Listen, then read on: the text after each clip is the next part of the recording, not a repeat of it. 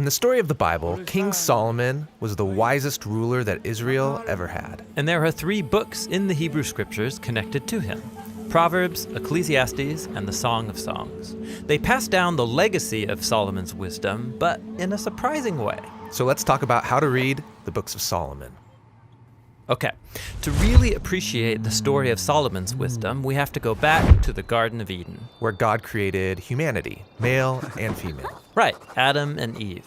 And God commissions them to rule the world together in intimacy and love. Kings and queens of creation. Now, in order to rule, you need to be wise. And the humans have a choice about how to gain wisdom. Yeah, they could live by God's wisdom, which will lead to life. Or they could become wise in their own eyes. And that's what they choose, to take the knowledge of good and bad into their own hands. And immediately, the intimacy between man and woman is broken. They hide their bodies from each other and then from God. Their choice leads to division and death. But the story holds out hope for a future human who will make the right choice and rely on God's wisdom. Like King Solomon.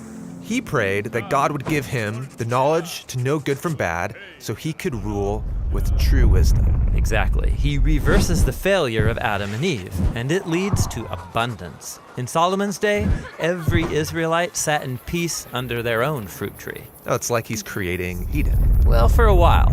But then Solomon fails. He marries hundreds of women from other nations, and he's deceived to follow their gods. And this begins Israel's long descent into self-destruction. And so when we turn to the books of Solomon, we're invited to learn wisdom from his successes and his failures. Got it. So let's start with Proverbs. Okay, so the book of Proverbs is most well known for the hundreds of short, memorable sayings that teach us how to live by God's wisdom. Like, trust in the Lord with all your heart and don't be wise in your own eyes. In Proverbs, living by God's wisdom instead of your own is called the fear of the Lord. Like in the book's opening paragraph, the fear of the Lord is the beginning of wisdom. Now, Proverbs isn't just memorable sayings. It actually begins with a lot of poetry. Yes, 9 chapters of speeches from Solomon to his royal sons.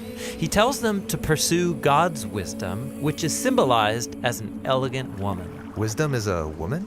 Yes, so remember, in the Garden of Eden, the man and the woman's intimacy was violated by their failed search for wisdom. But now in Proverbs, humans who reunite with God's wisdom become what Adam and Eve failed to be, wise human rulers.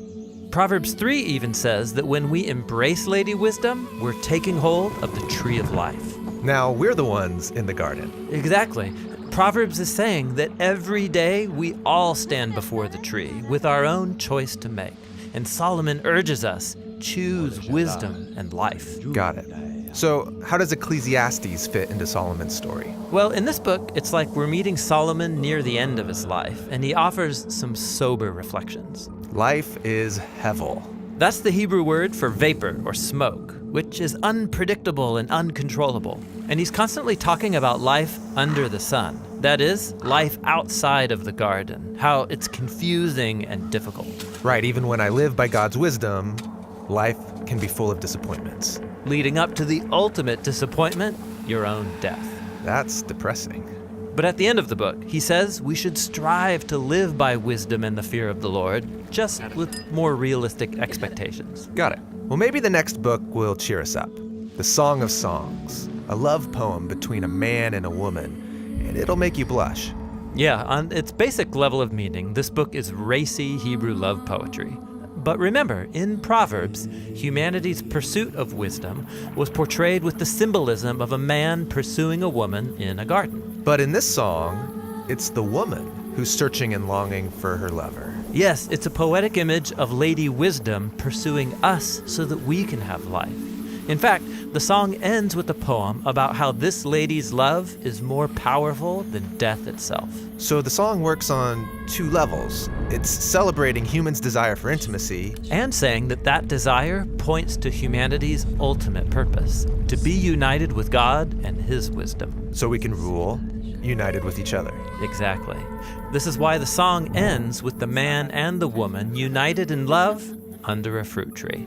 So the story of Solomon and these 3 books invite us to see ourselves within the whole biblical story. Yes, they're about how God designed all of us to rule the world by His wisdom, so that we can all find true life.